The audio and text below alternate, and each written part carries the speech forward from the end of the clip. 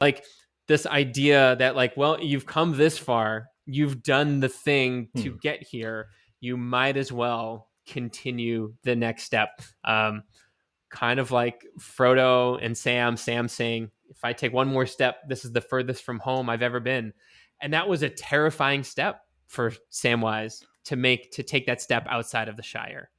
But the second he took that step, it was like, okay, that was monumental. And now I'm just going to take the next steps. And it was those big moments, 20 seconds of courage for Sam to step across that threshold and into this extraordinary world and say, like, life is going to be different now as a result of it. So I think recruiting an ally, recruiting friends to like, I'm really scared to do this thing, but if you have a group of friends that maybe you can rely on, using 20 seconds of courage to like just only focus on that 20 seconds and that one thing you need to do to cross the threshold, to make the step, to start the conversation, to walk into your boss's office, to sign the contract, to join a gym membership, whatever it may be. Like, put all of your focus into those 20 seconds, embrace this alter ego.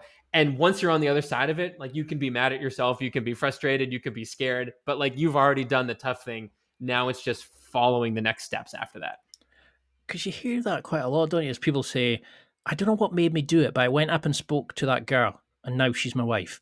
I was not going to go to the job interview, but it became my career. And I think that's the thing is like we all think, oh, that's just in films. That doesn't happen in real life, but we can all It probably happens think of every an day. example. We can probably all think of an example, even now that we do and go, oh, that is my 20. And it sticks in your head. You just go, I need my berserker courage.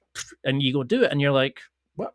And it completely changes your life. But how do we then start setting the quest? I mean, I would love for everybody to go and read that article you wrote on, your level up experience, your journey through the world.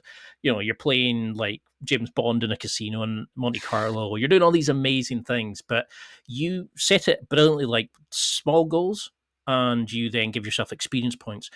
How would we start setting like goals for people to do and assign us experience points and level up like our favorite character?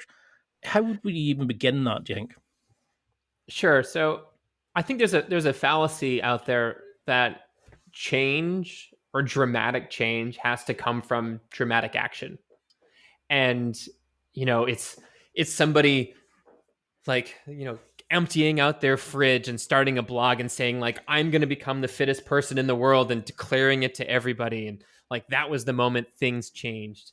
I don't necessarily think that's true. I think change is often small, and not only small, but it happens in quiet moments, or it happens when nobody's looking. If somebody's trying to lose, let's say they're trying to lose some weight and get healthy, and they're in the grocery store and they pick up a candy bar and they decide for the first time ever, instead of, they put the candy bar back down, or they say no, or they pick up a vegetable, like, it can be small. And those small changes, I think we learned from the movie Prometheus, what is it, from such big changes such big changes from small beginnings, there's some quote there, something like that I'm totally butchering, but it's almost like a domino effect, right?